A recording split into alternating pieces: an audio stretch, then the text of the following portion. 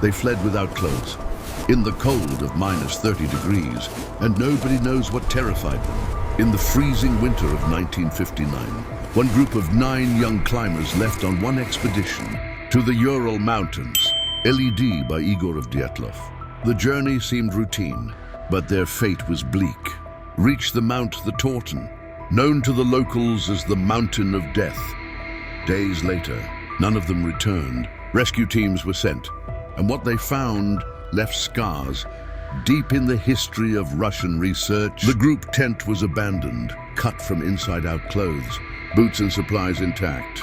But the climbers had fled in the middle of the night, at temperatures up to -30 degrees, some wearing only ore, and footprints in the snow showed barefoot steps, boots and even socks, all moving away from the camp. Something had terrified them so much that they preferred to tear up their own tent and run into the unknown. But what could have caused such terror?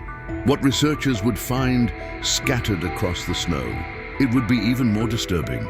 2 days after search, rescuers found the first bodies. 2 young people lay near the edge of the forest. No coats, without boots, frozen just ahead. Another 3 were found in different positions, as if they had tried desperately to get back to the tent. They had also come to hypothermia. But the scene only got weirder months. Then when the snow began to melt, 4 more bodies were revealed in a ravine. And these had not only died of cold, one of them had a fractured skull. Another had crushed ribs, and a young woman had lost her tongue. The eyes, and even the eyebrows. The most intriguing, there were no external marks like this violence. It was as if the force that hit them came from within, comparable to the impact of a car accident. And it wasn't just that traces of radiation were found in some of the climbers' clothing, raising even more questions. After all, what could explain such a sequence of horrors?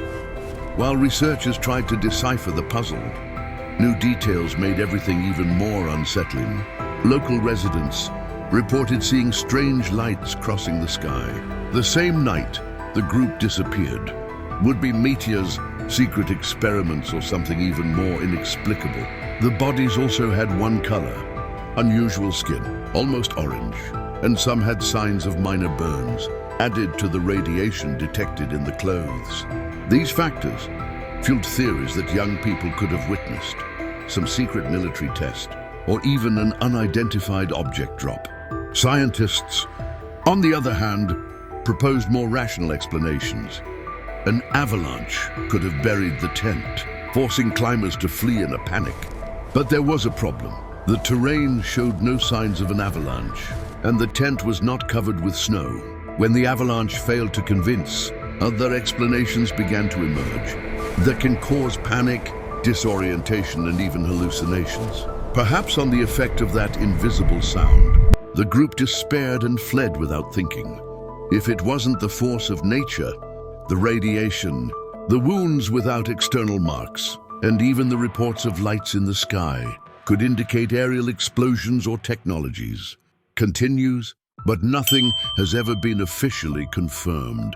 So to those who go beyond science, some suggest that young people found mountain creatures, something science still doesn't know.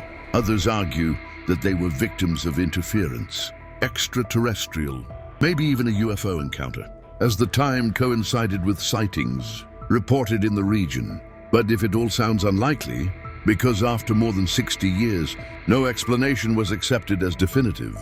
Decades have passed, but the Dyatlov incident, still no definitive answer. In 2019, the Russian government concluded that an avalanche, rare, would have been the cause of the tragedy, but for many specialists, this explanation is incomplete. The terrain was not conducive.